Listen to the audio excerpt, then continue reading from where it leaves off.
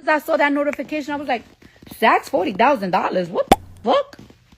Then when I saw that Apple shit, because bitch, who spending $20,000 in Apple? If I get your address before these people that's doing the investigation on y'all, they got the pictures of y'all. If I get the address before them, I'm gonna get y'all beat fuck up. I'm gonna get my niggas to spank the shit out of y'all. A few moments later. Cardi B just dropped a bombshell that the internet is spiraling.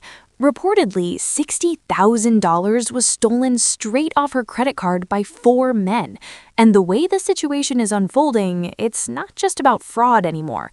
It's turning into a full-blown mystery, with fans pointing fingers in every direction. Because according to what she shared, the money wasn't just spent randomly.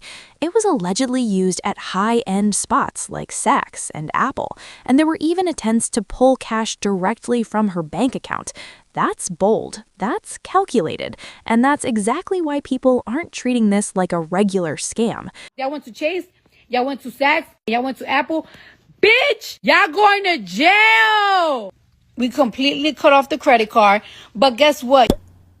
We automatically call those stores. We call the Saks and we call the Apple store.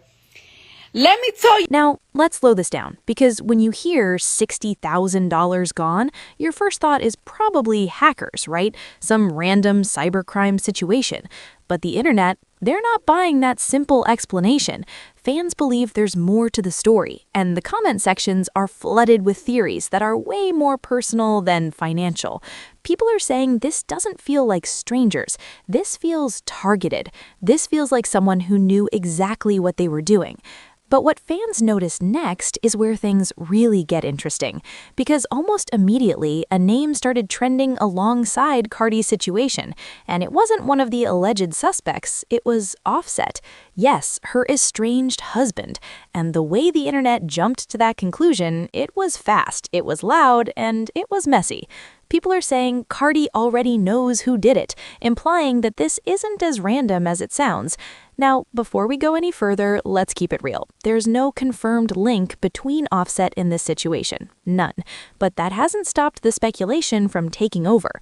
Word on the street is that fans are connecting dots based on past narratives, not current facts. They're bringing up everything from lifestyle habits to post-separation rumors, and using that to build a story that may or may not have anything to do with reality.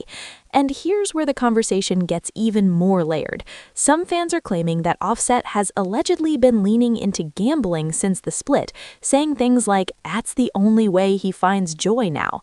Others are going even further, suggesting that the stolen money could have been used to settle debts.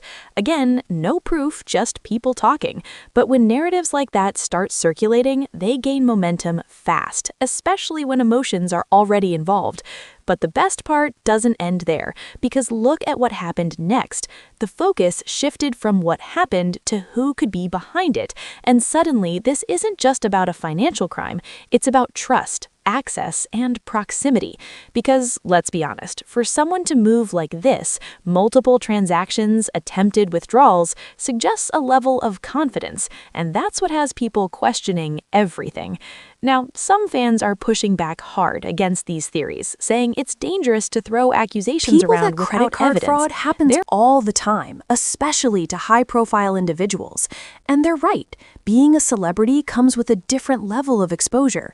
Your information is more vulnerable, your accounts are bigger targets, and situations like this, while shocking, aren't unheard of. But what fans noticed next is where things really get interesting, because Cardi herself hasn't pointed fingers publicly. She's shared what happened, she's made it clear that the situation is serious, but she hasn't confirmed any suspects. And that silence, it's fueling even more speculation. People are reading between the lines, trying to interpret what she's not saying just as much as what she is. And let's talk about the bigger picture for a second, because this isn't just about one incident. This is about how quickly narratives form in the digital age. One statement, one situation, and suddenly the internet is building entire storylines around it. The industry machinery thrives on this. It amplifies moments, turns questions into headlines, and before you know it, perception starts to feel like fact. Now add Cardi's personal life into the mix, and it gets even more complicated. Her relationship history, her public separation, the ongoing attention around her and Offset, it all creates a backdrop that makes situations like this feel more dramatic than they already are. Fans aren't just reacting to the theft, they're reacting to everything they think they know about the people involved. But the best moment doesn't end there, because look at what happened next. People started asking whether this could have been prevented. Questions about security, about who has access, about how something like this could happen at that level. And those questions matter because they shift the focus from blame to accountability. At the same time, there's a sense of violation here that goes beyond the money. This isn't just about $60,000. It's about someone stepping into your space, using your resources, moving like they belong there when they don't. And for someone like Cardi, who already lives under a microscope, that kind of breach hits differently. So now we're left with a situation that's still unfolding. No confirmed suspects, no clear answers, just a lot of noise, a lot of theories, and a lot of people trying to piece together what actually happened. And until more information comes out, that's where it's going to stay, in that space between fact and speculation. So what do you think? Is this just a case of high-level fraud, or is there more going on behind the scenes than we're being told? Let me know your thoughts, and don't forget to like and subscribe.